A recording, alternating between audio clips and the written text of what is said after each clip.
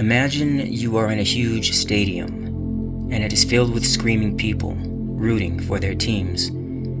They are whooping and roaring, drinking and eating, raising a ruckus against the opposite team on the field. As you sit there completely drowned out by the sounds and movements of everyone around you, you begin to hear a small voice. At first you pay no mind to it and continue on with the game, but the voice is persistent, and now you are looking around. It's at that point that you realize that at the far back of the stadium is a door. The door has light shining through it, and someone is standing at the well. It's Jesus, and he is waiting for you to come over. He is calling out to everyone to rise and follow him. As you look around, no one is paying attention. They are so involved with the game on the playing field, so you rise up and start pointing to Jesus. The people around you start to try to pull you back down into your seat and keep hollering with excitement about the game, but you pull away. As you exit the row of seats, people are still tugging at you to go back and sit down, but you keep going. Your eyes keep looking to Jesus, and he is still waving you over.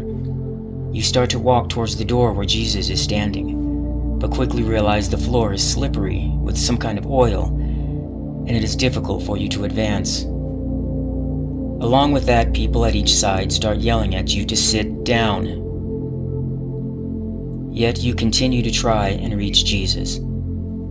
As you make your way, you realize that there are huge explosives set all around the upper perimeter of the stadium, and the countdown has begun. You start yelling at people and telling them that the stadium is going to explode, but they don't hear you. They roar louder and continue to grab at you and scream.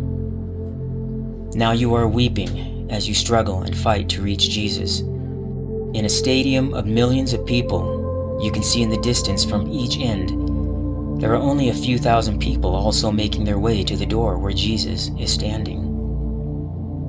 And no matter how much each of you cry and plead with people to wake up and go to Jesus, they ignore you and are now calling you names and throwing food and drinks at you. This carries on until you finally are at the door, and there you fall to your knees from the beating you have taken to get there. Jesus holds out his hand to you, and with trembling hands you take it, and he guides you in. The sound of the stadium fades as the last person enters in, and the door is closed. Now all you hear are the voices of those who made it to the door, and they are repeating, "Thank you, Jesus. Thank you, Jesus. Thank you, Jesus. Thank you, Jesus. Thank you, Jesus. Thank you, Jesus. Thank you, Jesus. Thank you, Jesus. Thank you, Jesus.